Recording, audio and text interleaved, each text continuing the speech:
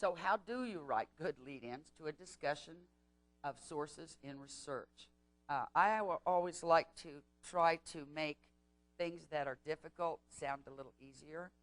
I call that trying to demystify a complex subject, and especially when it comes to research, some of us, it's just like a deer in the headlights look, like, oh my gosh, what do I have to do?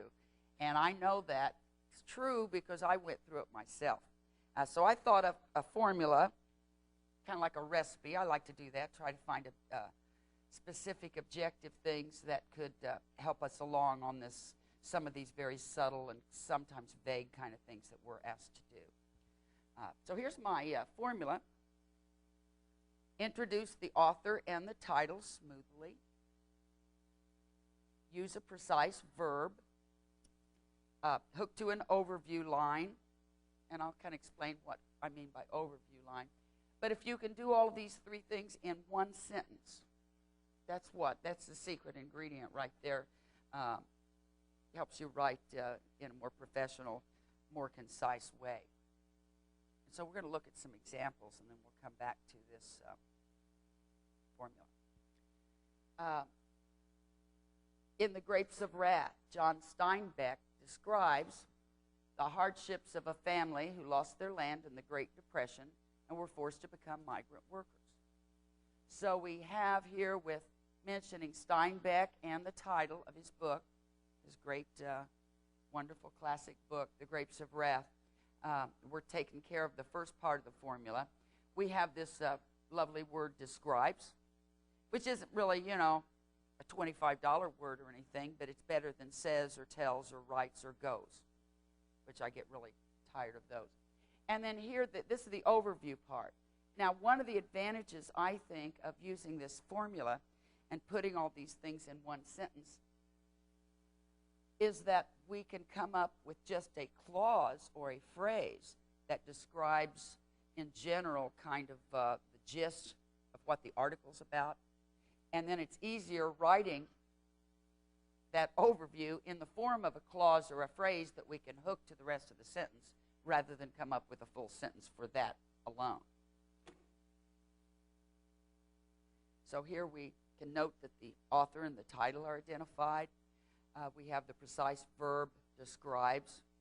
And then we have the highlights there, the highlighted part, which is not a sentence, as you can see. It's just a clause. It's just a part of that sentence. And that gives the overview. Tells the reader what the source is about, kind of like a one-line summary of it, kind of what an overview line is. Some other examples. In Edgar Allan Poe's The Cask of the Amontillado, the reader witnesses the grisly revenge of the narrator Montresor as he executes his diabolical plan to kill his unfortunate friend, Fortunato. So here again, we see the parts of the formula being used.